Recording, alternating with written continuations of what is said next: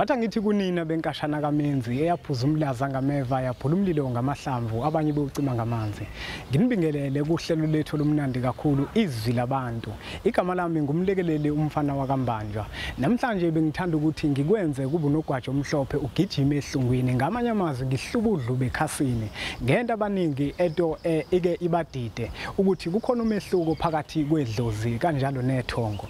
Uma kukhulunywa ngeDlozi kusuke kukhulunywa ngomuntu omdala okanye umuntu ongasekho emhlabeni othi uma ebuya eza kwabaphilayo abuye ngokudlozomela okanye ngendluzula ebenzisa okuthile okungeyona inhloso yabo. Kanti uma kukhulunywa ngeThongo kusuke kukhulunywa ngomuntu ongasekho emhlabeni othi uma ebuya eza kwabaphilayo afike kubona belele bese ebuthongweni bese abatshele izinto ezumhlahlandlela nezona zinto ekumele ukuthi bangabantu bazenze ukuze impilo ikwazi ukuthi iqhubeke.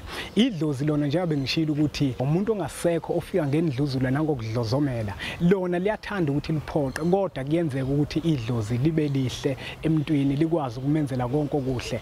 iDlozi liyakwazi ukuthi uligeze kusasa bese liphenduke libe yiThongo lingafiki ngendluzula kodwa likwazi ukutshela izinto ezumhlahlandlela nezinto ekumele ukuthi uzenze empilweni ukuze impilo iqhubeke iye phambili. Ngiyathemba ukuthi abantu sebewubonile umehluko phakathi kweDlozi neThongo. Njenganamagama awo kuthiwa iDlozi kuphinde kuthiwe yiThongo uveli kunomehluko.